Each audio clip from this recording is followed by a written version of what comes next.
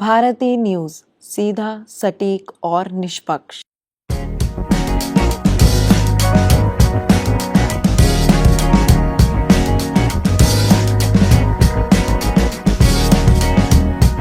नमस्कार और स्वागत है आप सभी का भारती न्यूज के खास कार्यक्रम वेलनेस मैटर में, जहां हम आपके स्वास्थ्य से जुड़ी हर चीज के ऊपर विस्तार से बात करते हैं, क्योंकि आपकी अच्छी सेहत हमारी जिम्मेदारी है। मैं हूं वंश वधावन और आज के खंड में हम बात करेंगे एक ऐसे डिसऑर्डर के ऊपर जहां पर एक छोटा सा कट भी हमारे लिए जानलेवा साबित हो सकता है। जी हां, मैं बात कर रहा हूं हीमोफीलिया के बारे में। हीमोफीलिया के सिम्टम्स, ट्रीटमेंट, डायग्नोसिस और प्रिवेंशन के बारे में विस्तार से बात करेंगे। तो चलिए शुरू करते हैं आज का यह कार्यक्रम। हीमोफीलिया एक जेनेटिक डिसऑर्डर है जिसमें ब्लड क्लॉटिंग का प्रोसेस ठीक से काम नहीं करता। नॉर्मल सिचुएशन में अगर हमारी बॉडी पर कोई चोट लगती है या छोटा सा भी कट पड़ता है तो हमारा ब्लड क्लॉट बनाकर उस ब्लीडिंग को रोक देता है। लेकिन हीमोफीलिया के केसेस में यह प्रोसेस या तो बिल्कुल स्लो होता है या बिल्कुल काम नहीं करता। हीमोफीलिया का मेन कॉज होता है क्लॉटिंग फैक्टर्स की कमी होना, जो एक तरह के प्रोटीन्स होते हैं और हमारे ब्लड में क्लॉटिंग करने में मदद करते हैं। हीमोफीलिया के दो प्रकार होते हैं, हीमोफीलिया टाइप ए और haemophilia type B. Haemophilia type A में फैक्टर 8 की कमी होती है और हीमोफीलिया टाइप बी में फैक्टर 9 की कमी होती है। ये कंडीशन ज्यादातर मेल्स में देखी जाती है क्योंकि ये एक्स लिंक्ड रिसेसिव डिसऑर्डर है, मतलब ये मोस्टली मदर से सन्स में ट्रांसमिट होता है।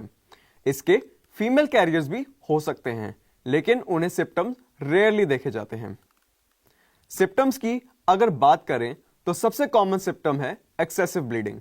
ये ब्लीडिंग एक्सटर्नल भी हो सकती है, जैसे कट या इंजरी के टाइम, और इंटरनल भी, जो जॉइंट्स और मसल्स में होती है।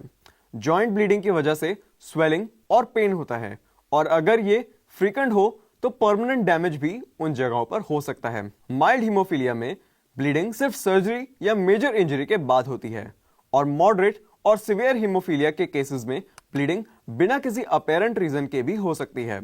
इंटरनल ब्लीडिंग ब्रेन में भी हो सकती है, जो बहुत ज्यादा डेंजरस होती है। अब बात करते हैं डायग्नोसिस की। हीमोफीलिया का डायग्नोसिस करने के लिए ब्लड टेस्ट यूज किए जाते हैं, जो क्लॉटिंग फैक्टर्स के लेवल को मेजर करते हैं। अगर आपके फैमिली में किसी को यह कंडीशन है तो जेनेटिक टेस्टिंग भी एक ऑप्शन है, जो अनबॉर्न बेबी में यह कंडीशन डिटेक्ट करने में मदद करती है। ट्रीटमेंट की अगर बात करें तो हीमोफीलिया का अब अनफॉर्चुनेटली कोई परमानेंट क्योर नहीं है, लेकिन इसका मैनेजमेंट पॉसिबल है रिप्लेसमेंट थेरेपी के जरिए।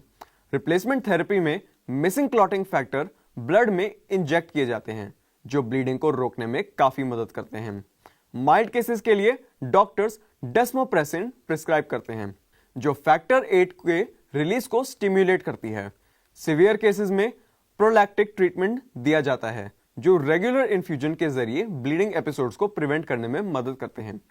हाँ, और सबसे बड़ी बात, लाइफस्टाइल मॉडिफिकेशंस भी काफी जरूरी होते हैं। हीमोफीलिया के पेशेंट्स को रिस्की एक्टिविटी से बच के रहना चाहिए, जैसे कॉन्टैक्ट स्पोर्ट्स या heavy physical work. Protective gear जैसे नी पैड्स और एल्बो पैड्स यूज करने जरूरी समझना चाहिए। साथ ही डेंटल केयर का भी ध्यान रखना चाहिए, क्योंकि गम ब्लीडिंग काफी कॉमन होती है।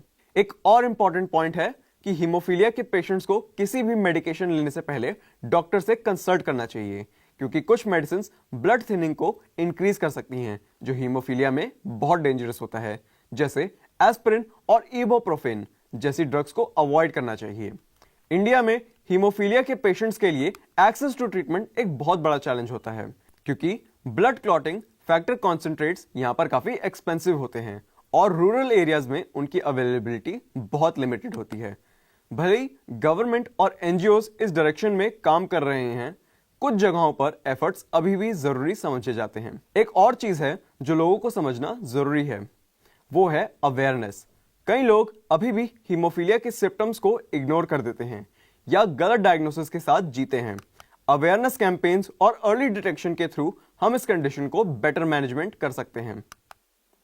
आज के जमाने में मेडिकल एडवांसमेंट की वजह से हीमोफीलिया के पेशेंट्स एक नॉर्मल जिंदगी जी सकते हैं, लेकिन इसके लिए अर्ली डायग्नोसिस और प्रॉपर मैनेजमेंट भी बहुत जरूरी होती है। अगर आपको या आपके किसी फैमिली मेंबर को एक्सेसिव ब्लीडिंग या ब्रूजिंग के सिम्टम्स देखे जाते हैं तो तुरंत एक हेमेटोलॉजिस्ट से कंसल्ट करें। ये बात याद रखें कि हीमोफीलिया एक मैनेजेबल कंडीशन है। सही ट्रीटमेंट और केयर के जरिए पेशेंट्स अपने ड्रीम्स और गोल्स को अचीव कर सकते हैं और नॉर्मल लोगों की तरह एक अच्छी जिंदगी भी जी सकते हैं। बस जरूरत है टाइमली एक्शन और अर्ली डायग्नोसिस की। तो आज के खंड में बस इतना ही। बाकी हेल्थ से जुड़ी अपडेट्स से जुड़े रहने के लिए देखते रहिए भारती न्यूज। मिलूंगा मैं आपको अगले हफ्ते एक नए खंड के साथ। तब तक के लिए खुश रहिए, स्वस्थ रहिए। धन्यवाद।